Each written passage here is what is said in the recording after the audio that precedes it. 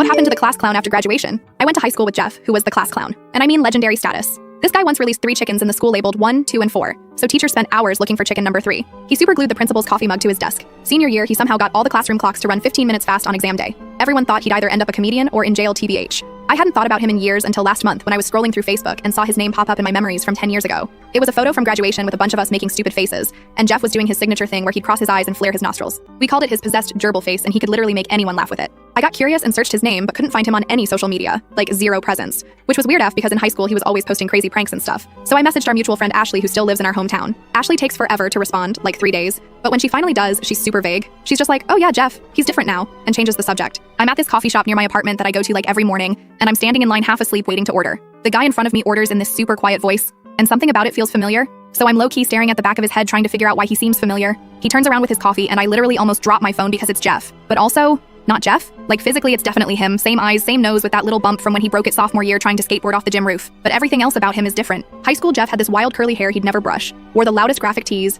and was always talking. This Jeff has this neat short haircut, wearing a plain gray sweater and slacks. And he's so quiet. He looks at me, and there's this moment where I can see he recognizes me, but he doesn't smile or anything. I'm awkward so I'm like, "Jeff?" And he just nods and says, "Hello, Ophelia," in this super formal way that gave me actual chills. The weirdest part was that he seemed like he was waiting for something, like he was bracing himself. So I just rambled about how crazy it was to run into him and asked what he was up to these days. He says he's in finance with 0 elaboration, then asks if I still draw, which freaked me out because I wasn't even that into art in high school, just took 1 class junior year. The whole convo was so awkward I wanted to die, and after like 2 minutes he just says, "It was nice seeing you," and leaves. No questions about my life, no reminiscing, nothing. I couldn't stop thinking about it the whole day. Like, what happened to the guy who once gave an entire class presentation in an Australian accent for no reason? Who showed up to prom in a tux with shorts instead of pants and somehow didn't get kicked out? I messaged like 5 more people from high school asking about Jeff. Most didn't respond, but Lester, who was on the debate team with Jeff's senior year, finally gave me some info. Apparently after graduation, Jeff went to state college on a partial scholarship, but dropped out halfway through sophomore year. Nobody knew why exactly, but there were rumors he had some kind of breakdown. He moved back home, didn't talk to anyone from high school, and just disappeared from everyone's radar.